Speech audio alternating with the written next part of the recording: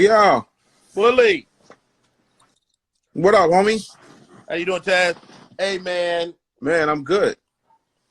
I usually reserve this this part of my day for comics only, but you're probably one of the funniest humans I know, and you always got a wealth of information.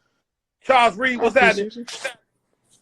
I appreciate you. I am a Hey, comic. I just man, don't do stand-up as much as I used to. exactly. Hey, let's get into this, man. The economics of this moment, man. We're quarantined. We're in our homes. Um, the markets are low. Interest rates are low. Um, I think this is a prime time to really make a lot of money. Am I right? Bro, you are absolutely right. I tell people all the time, when things are low, that's when you start pouncing. And I mean pouncing hard.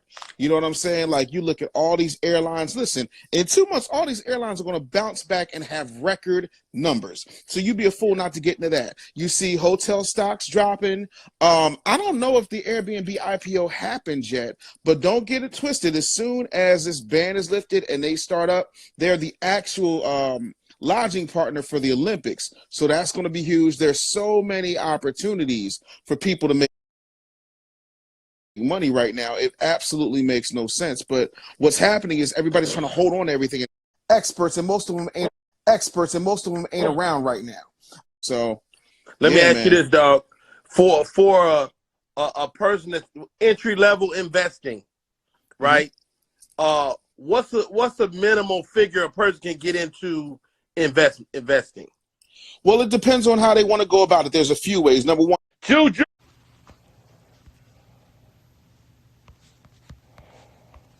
In our homes, the markets are low, interest rates are low. I think this is a prime time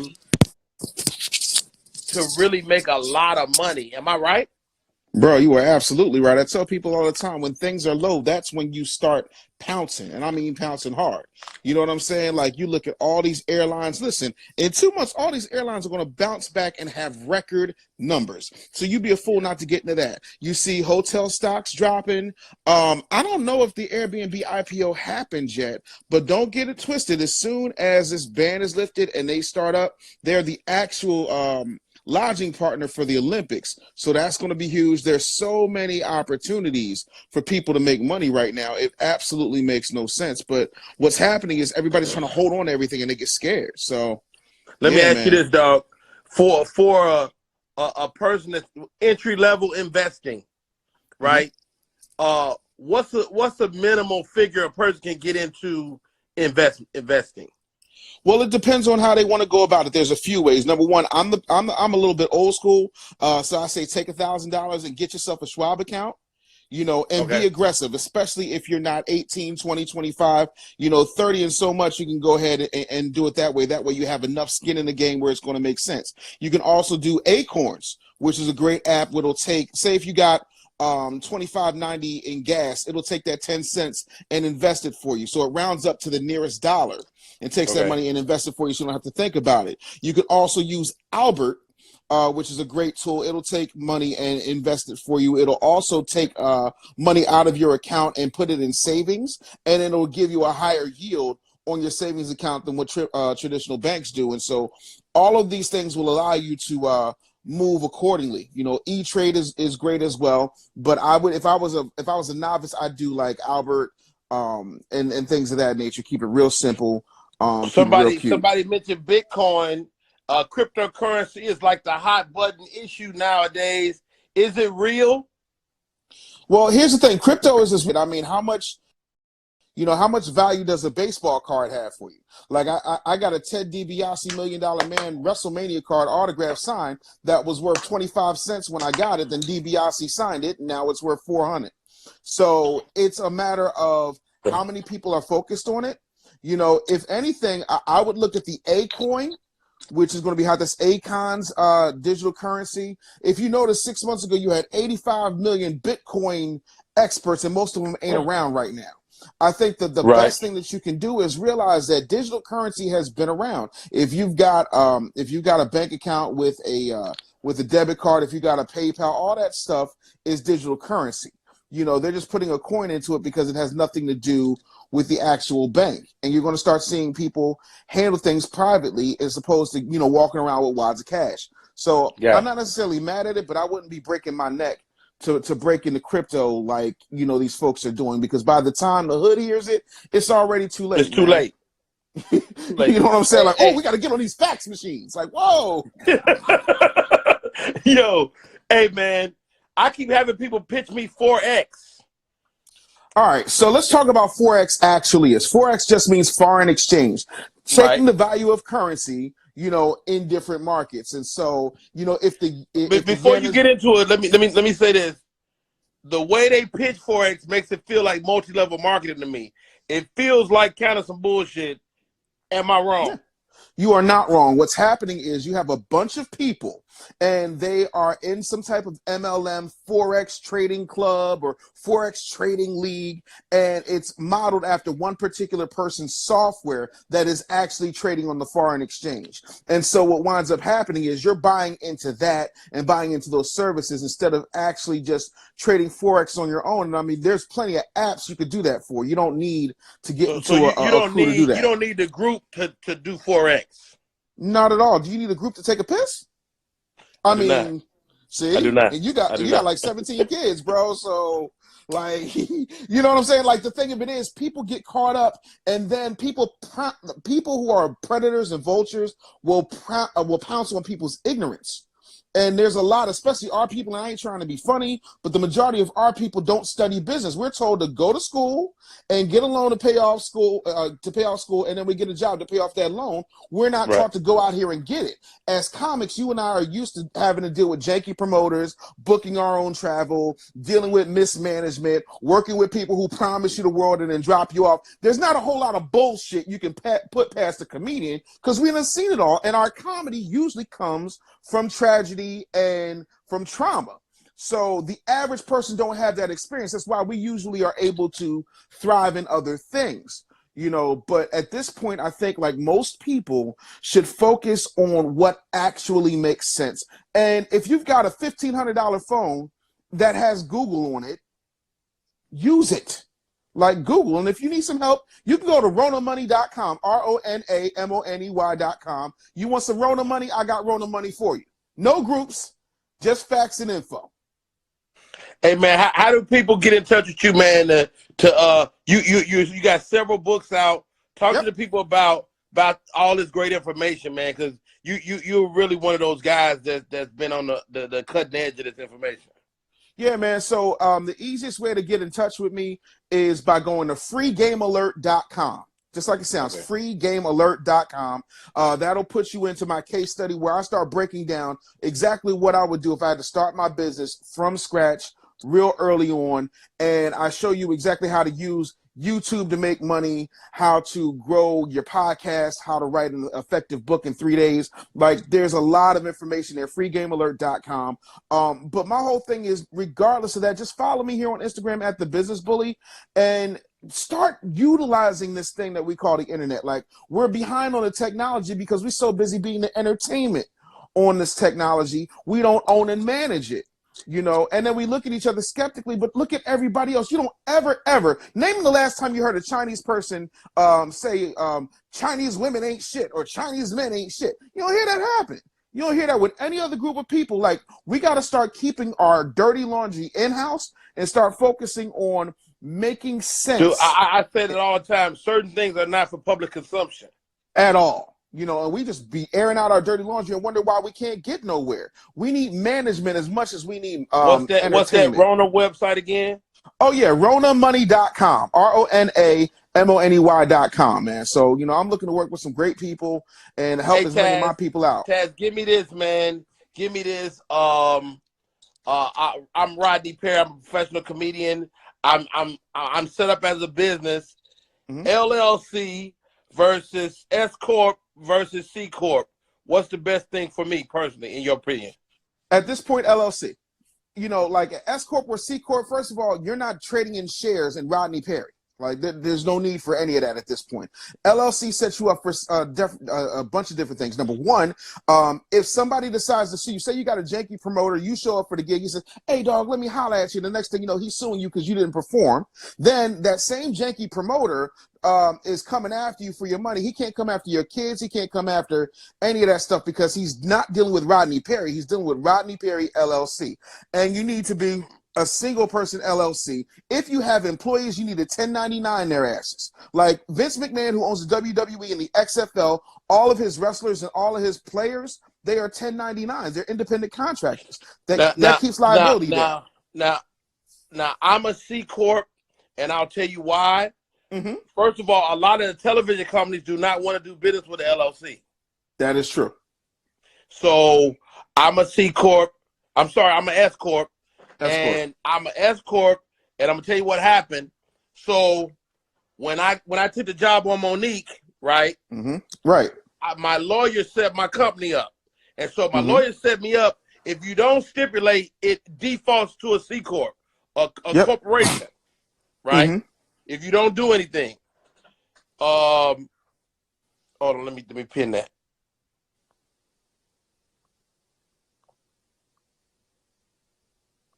We penning. There we go. So right now. if you don't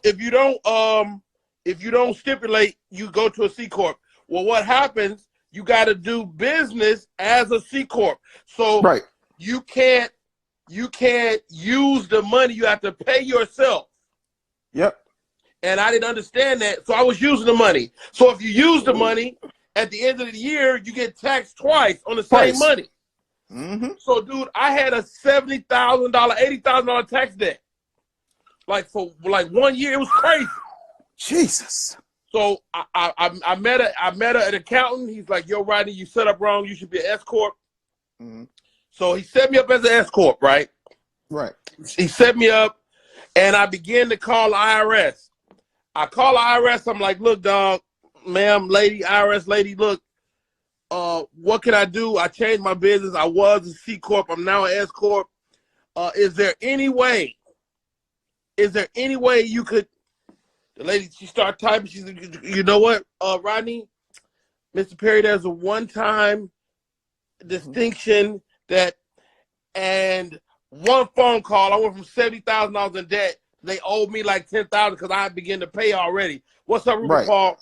So I recommend those of us that aren't disciplined enough to operate as a business to be an S Corp, sole proprietor of your business. Right. Now, here's the difference, though, and we got to take into account that Rodney Perry has done movies. We also have to take into account that Rodney Perry is on TV. You know good and hell well, 95% of us are not getting, TV specials or any of that type of good stuff. Okay. So it's much simpler just to start off, and then when you grow, get to a S Corp level. And I'll tell you why. You can still pay yourself a salary. You can still have things separate. For example, your closet, half of your closet should be regular everyday clothes, and then the other half of your closet, all the fly shit, that should belong to the company. If you've got a home office, you need to write off that space.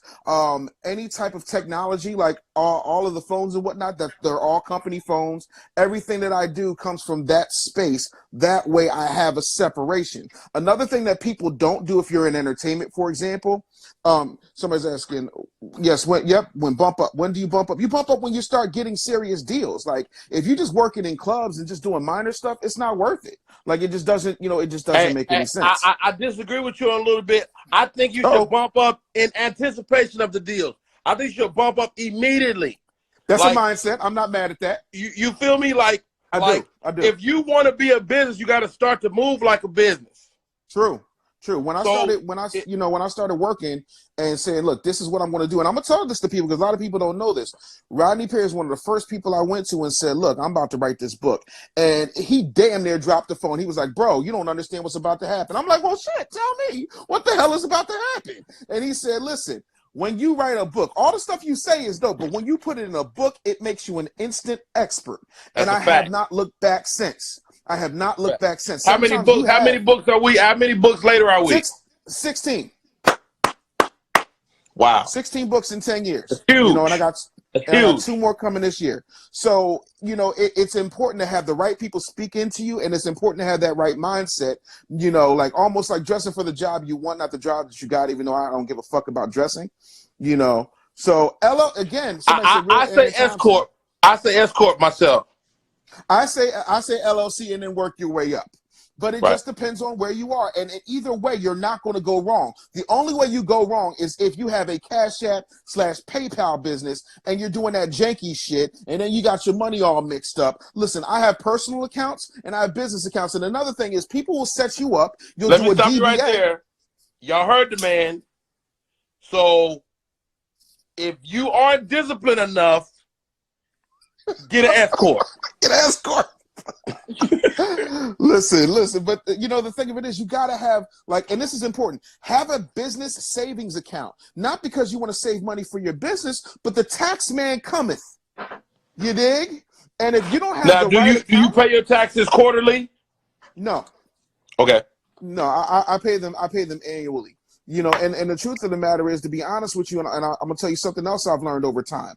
The wealthy don't pay taxes. The wealthy file taxes. You're required to report taxes. If you're paying taxes, then you're not doing enough with your money. Like, you should be broke every year. You should be broke because you should be reinvesting. I live off of 15% of what my company makes. The rest of it goes right back into the company because that's how you grow. We don't talk about scaling a business. You know, what does that look like? You know, is there a Rodney Perry app? Is there a Rodney Perry Patreon? Is there a situation where Rodney Perry is doing $5 pop-up concerts? Is there Rodney Perry merchandise? Is there Rodney Perry posters? Are there Rodney Perry pens, you know, mugs, those types of things? You have to start looking at how you can scale and also how you can duplicate yourself. You know, syndicate yourself, duplicate yourself, put yourself in a position where whether you are asleep, awake, eating a sandwich, or making love to your wife, that you are still entertaining people if you're in the business of entertaining in some way, shape, form, or fashion. Let's talk about that, Taz. Yes. I'm talking with the business bully. We talking business. Dude, talk to me about passive income. Man, listen, there is nothing like you doing something once. And then every time you turn around, something's blinging. And whether it's your Stripe, your PayPal, your Cash App, or you know, your Moon Clerk, whatever your payment processing is, when that situation happens. For example, I set up a digital university a few years ago, and then I added to my coaching program. So you get access to my digital university, you get my team of coaches, you get me, you get all types of different access. And whether I am awake or asleep, whether I'm in the country or not, whether I go to a funeral or not, money's coming in every single month, you know, when you're a part of my one of my clientele. biggest problems, Taz, and I know a lot of comedians have the same problem I had, is that I had to be physically there for every penny I was earning. Nope. And that in itself is a problem. Am I right? Yeah. It's not only is a problem, it's stupid. And I'm going to tell you why. Number one, this is where many comedians go wrong. Many comedians look at the trends and they start doing it. So I'm going to TikTok myself to death, which is cool. I'm going to YouTube myself to death. I'm going to Instagram myself to death. And I love TikTok, YouTube, and Instagram. But here is a major key, and I want y'all to pay attention to this. When you are an entertainer of any sort and you have valuable content that you know people will pay for, give them enough. And then when you get to the punch, that's when you send them to your private site.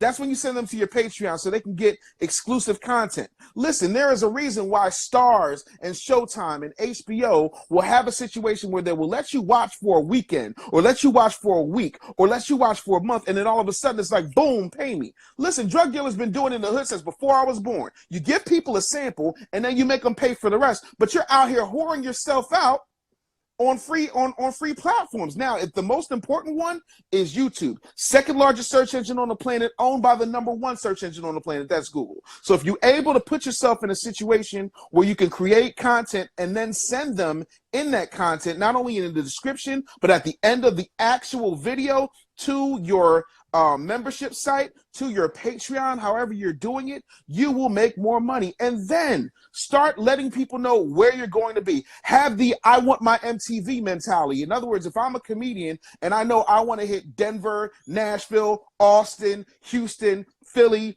and I know I'm not booked at the Improv at any of those places, and I'm not booked at Punchline or whatever the case may be, I'm sending my army of the willing, meaning my fans, to get to them. And another thing that you need to do is too many comedians and too many entertainers and too many public figures, influencers are running around here depending on these social media sites, but they will not build an email list. They will not build a text marketing list. And then they wonder why when the shit goes down. You have to pull people out of this space, because what happens if this goes down? You're fucked. Listen. Ask the Shade Room.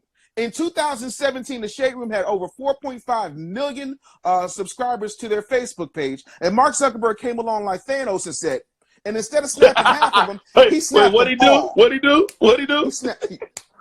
He snapped the shit out of their ass, saying they violated terms and conditions. And you know what terms and conditions are? Whatever the fuck Zuck says they are, because it's what have I said?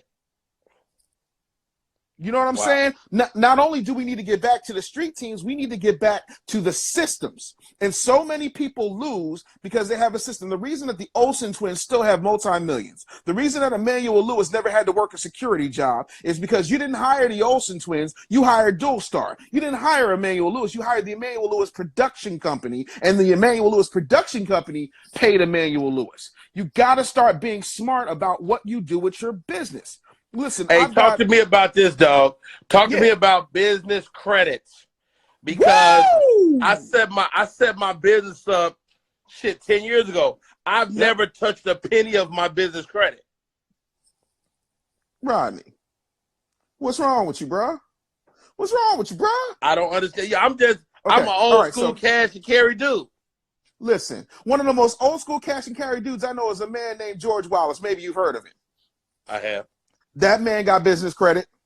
Yeah. I know for a fact he does. Listen to me. If you started your business and you got your Dun & Bradstreet number, which is completely free to do, right? And you start get your DUNS number, step 1. I'm going to break this down real quick. Step 1, get your DUNS number. Step 2, start working. Now, slow down. Is that different than my business tax ID? No, your tax ID is your EIN, right? That's issued from the IRS. Your DUNS number is like your FICO score for your business.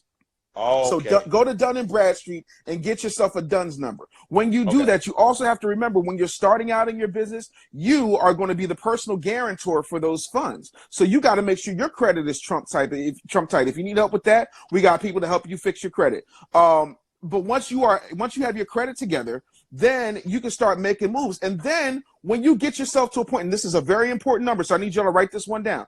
Once you start making enough money to generate $10,000 a month, then you can start dipping into that business credit. You can start showing people that you're a viable business. And then you put everything, every pen, every piece of paper, every vehicle, every fill up. Like you should have a card for your gas. You should have a card for expenditures. You should have a Staples or Office Depot, Office Max card. Every single computer, every piece of internet, all that stuff needs to fall up under the business. And all of that stuff should be paid for by business credit. So at some point, you'll be able to take yourself off as the guarantor, and the business will be able to function in and of itself as an entity, because the way it's set up right now is that businesses are people too. Wow. Hey, this is Rodney Perry. I'm talking to Business Bully. This guy knows it all. He's got all the type of knowledge. He's a 6-time best-selling author, and 16. He just knows business top to bottom, man. And it's just dope to have this conversation, man. I think the biggest issue with Black America is we don't know business until we're in it. Yeah, and in it the wrong way. It's almost too late. Mm-hmm. Absolutely. I think what happens is we've been told to toe the line. Think about it. We built this country first in slavery, then in Jim Crow. You know what I'm saying? Then through civil rights. Now all of a sudden we're in a place where we're still out here trying to get on, and we're waiting for something else to come. Let me tell you something. I look to my left, I look to my right, and other than my wife, wasn't nobody there coming for me. Wasn't nobody coming to put me on. Wasn't nobody coming to take me and pluck me out of obscurity. I had to figure it out myself. Philly Chica says, I want to open a nail bar. What's my first step? First step is fix your credit. Second step is find an office park. Office park, you can get a place for about, I don't know, $650 a month. Then you're going to be able to write that off anyway, because you're going to be charging anywhere from $200 to $300 a week for booth rent. You know what I'm saying? You can actually rent the equipment, and there's plenty of places where you can rent to own the equipment as long as your staff is certified by the state. You don't even have to be a certified nail tech. You can own it the same way that you don't have to go to medical school to own a medical office. So that's what I would do. And then after that, I would start putting out flyers. I would go real old school. I would start camping out in front of these Asian nail salons and start saying, look, this one is black owned. Look at the type of work we do. I would be in every club. I would go after every single stripper. I would go after every single Instagram influencer. I would go after every single radio personality. I would go after every single anchor, side anchor, so that they can go and get free nail service at your salon. And then the only thing you ask for them to do is to share with their audience. And as soon as everybody comes in, you get their email address, you get their cell phone number, and you get their physical address, and you also get their birthday. Why do you get their birthday? Because on their birthday, you're going to give them a gift of either 20% off or 50% off any services that they want on that day. It's not going to cost you much because you're doing a volume business. It is okay to take an L one day out of 365. You know, and that's what I would do if I had to start a nail salon from scratch. Wow. Hey, this is Rodney Perry. I'm talking to the business bully. Which one of your books do you suggest for a new business owner? Absolutely. My favorite book out of any book I would suggest for a new business owner is called Pitch, Close, Upsell, Repeat. Pitch, Close, Upsell, Repeat. It is a guide I wrote to sales, and sales from a real brass tacks type of situation. I'm from the hood. I didn't come from a silver spoon in my mouth. Nobody sat around and taught me this. A lot of this stuff I had to figure out on my own. Pitch, Close, Upsell, Repeat is a sales manual. It's literally 80 pages of me showing you exactly what I did in order to get really good at sales. And black people are so afraid of sales. I don't understand it. Maybe it's because we started off in this country as slaves, so we're afraid to ask. We were products. Yeah. We were products. So to go from product to salesperson, it takes a certain type of conditioning. But look at it like this. If you've ever gone on a date, if you've ever gone to the store with your black ass mom, you go in here, we go in the store, don't you touch nothing, don't ask me for nothing. And if you walked out with I knew I was dope when my mama told me all that, and I walked out with a brand new Dunkin' Sleeper yo-yo. I already knew I was dope. I had it in me. That's sales. That's what it is. When you ask your man for, to get the 18-inch Yaki as opposed to the 14-inch, I don't know the inches, but whatever them inches are, Yaki, alpaca, I don't know what you put in your hair. What's the website? Yeah, freegamealert.com, freegamealert.com. So you can check out the case study. But yeah, like whatever it is, what I would do, Pitch, Close, Upsell, Repeat is the name of the book I would recommend. Freegamealert.com. That man is the business bully. We go back many years, and man, dude, I know this was an impromptu, but this was a great chat, man. Hey man, I appreciate it. Now save it for me so I can put it up to my audience later. Done.